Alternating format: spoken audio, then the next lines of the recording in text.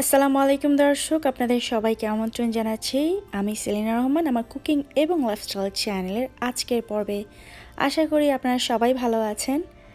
মালঞ্চ শাক নিয়ে এর আগেও আমি পোস্ট দিয়েছি এবং মালঞ্চ শাক বলতে আমরা অনেকে এটাকে হেঁচি শাক বা হাইচা শাক বা সেঞ্চি শাক বলে থাকি। এটা বাংলাদেশের মাঠে ঘাটে পুকুর পাড়ে বিভিন্ন জায়গায় এমনি আগাছার মতো হয়ে থাকে, কিন্তু এই শাকটা আমরা যারা খেয়েছি বা আমরা যারা জানি এই সম্পর্কে তারা সবাই জানি অসম্ভব সুস্বাদু একটা শাক এবং নানান গুণে গুণান্বিত।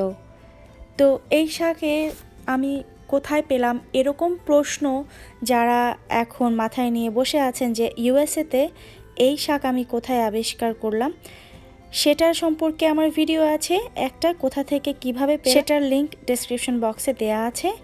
এবং এই শাকটা আমি সেখান থেকে এনে আমার ব্যাকইয়ার্ডে বাসার পেছনের আঙিনায় এটাকে গ্রো করেছি।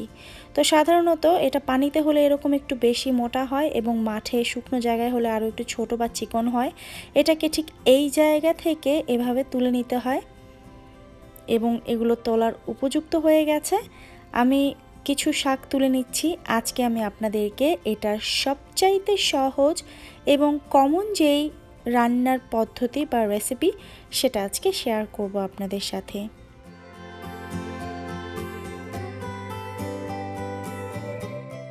এতগুলো শাক হয়েছে আমার, এই প্রথম আমি এই শাকগুলোকে তুলে নিলাম এবং রান্নার জন্য তৈরি করছি।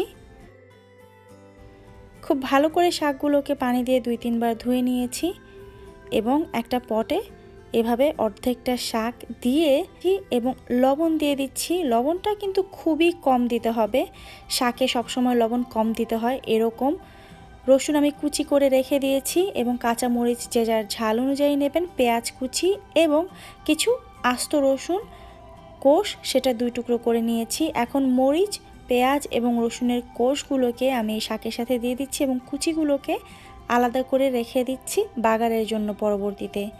বাকি অর্ধেক শাকটা এর মধ্যে আরও ভালো করে ঠেসে দিয়ে তারপরে আমি ঢাকনা দিয়ে ঢেকে দেব এবং চুলার আঁচটা খুব কম করে এটাকে সেদ্ধ করা শুরু করব।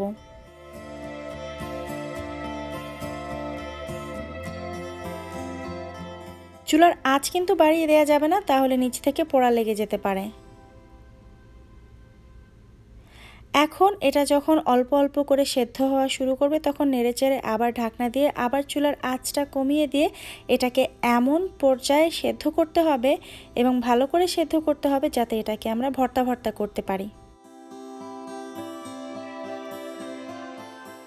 এই শাকটা সাধারণত এভাবেই রান্না করা হয়, তবে আরও অন্য অনেকেই অনেকভাবে এটা রান্না করে থাকেন। তবে সবচাইতে মজার এবং এই শাকের যে ফ্লেভারটা সেটা পুরোপুরি পাওয়া যায় হচ্ছে ঠিক এইভাবে ভর্তা করে রান্না করলে। যখন এগুলো এরকম ভর্তা ভর্তা করে পেঁয়াজ, মরিচ, রসুন সব গলে গিয়ে একটা পেস্টের মতো তৈরি হবে, কিন্তু স্টিল আপনার শাকগুলো আস্তে আস্তে দেখা যাচ্ছে, তখন এটার ঠিক মাঝখান বরাবর এভাবে একটু জায়গা করে নিতে হবে। আপনারা চাইলে আলাদা একটা ফ্রাই প্যানে বা কড়াইতেও এটা বাগার দিতে পারেন, কিন্তু আমি এভাবেই দেখে এসেছি, আমার মা এভাবে বাগার দিতেন, আমিও এভাবেই দেই। আমার কাছে মনে হয় এভাবে ফ্লেভারটা অনেক বেশি পাওয়া যায়। ঠিক মাছ বরাবর জায়গা করে সেখানে 1 টেবিল চামচ তেল দিয়ে তার মধ্যে কুচি রসুনগুলো দিয়ে রসুনটাকে লালচে করে ভেজে নিয়ে শাকগুলোকে মিশিয়ে দিয়ে বাগার দিয়ে দিতে হবে।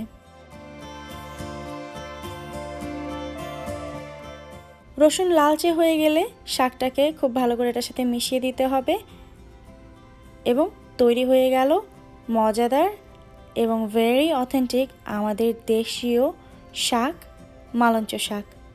বইয়ের ভাষায় এটাকে মালঞ্চই বলে, তবে আমরা এটাকে বিভিন্ন নামে ডেকে থাকি। আমার ধারণা এই শাক রান্না করতে জানে না এমন মানুষ খুব কমই হবে। তারপরেও যারা নতুন বা যারা এই শাকটা কখনো খাননি, আশা করি এই ভিডিওটা তাদের উপকারে আসবে। আমার এই ভিডিওটা যদি ভালো লেগে থাকে অবশ্যই একটি লাইক দেবেন এবং আরও অনেক অনেক সহজ রেসিপি পেতে আমার চ্যানেল সাবস্ক্রাইব করার জন্য অনুরোধ রইল। আবারও হাজির হয়ে যাব ভিন্ন কোনো রেসিপি নিয়ে। আর কোনো রিকোয়েস্ট থাকলে অবশ্যই কমেন্ট বক্সে লিখে দিবেন। সেই পর্যন্ত আপনারা সবাই ভালো থাকেন, সুস্থ থাকেন এবং আমাদের সবার জন্য দোয়া করবেন। Keep watching Selina Rahman. আল্লাহ হাফেজ।